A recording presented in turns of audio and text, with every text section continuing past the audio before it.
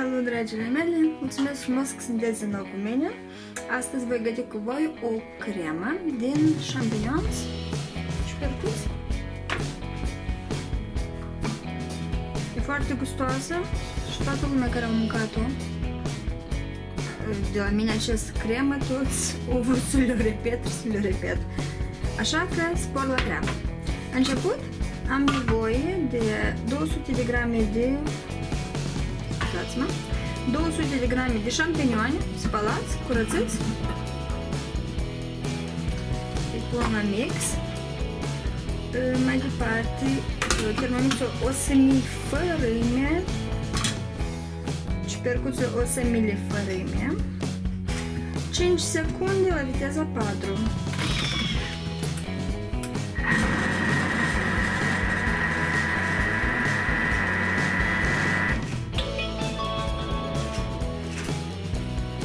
Le-a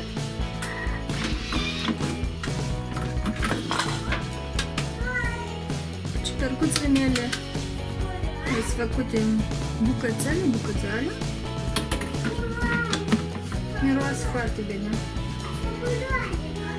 Ce faci, mami? Faci uloi? Bine. Figurașul meu face uloi la marcă. Adaug 700 de grame de apă.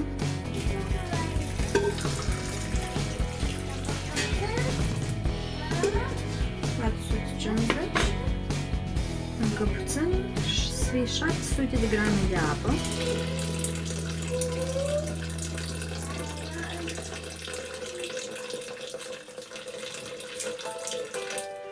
Exact.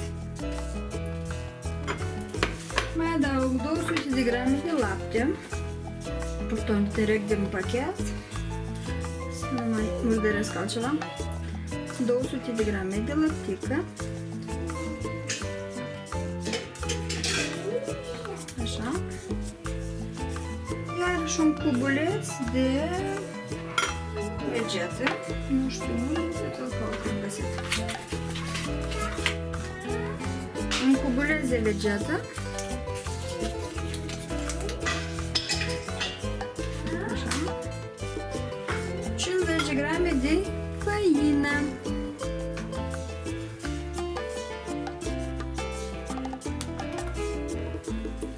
De grame de făină, jumătate de linguriță de sare,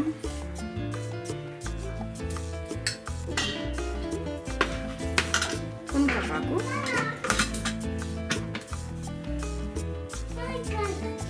o să fiarbă 10 minute la 100 de grade la viteza 3.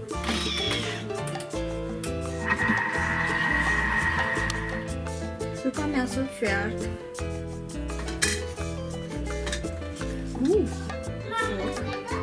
Dai bebeacul și gata.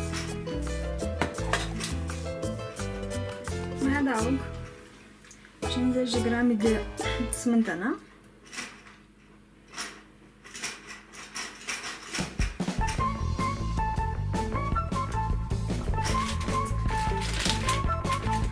Aici am pietrânjel înghețat. O mână așa de pietrânjel.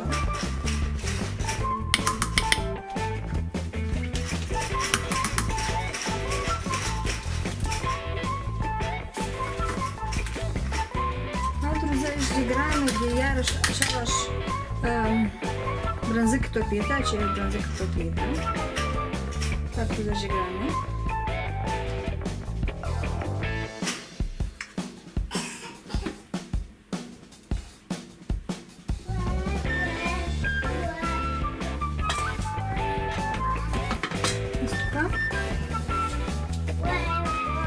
Și iarăși mixez totul. Nu. Acum voi fierbe iarăși din nou totul 2 minute la temperatură de 90 de grade.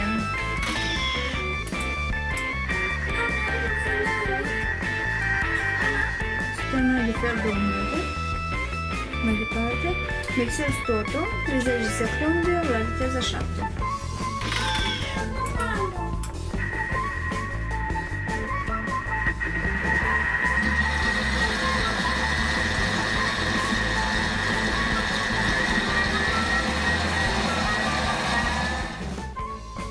mea e gata. E foarte gustoasă, vitaminoasă și să doriți să o mai repetați. Ceau, ceau, poftă bună să aveți!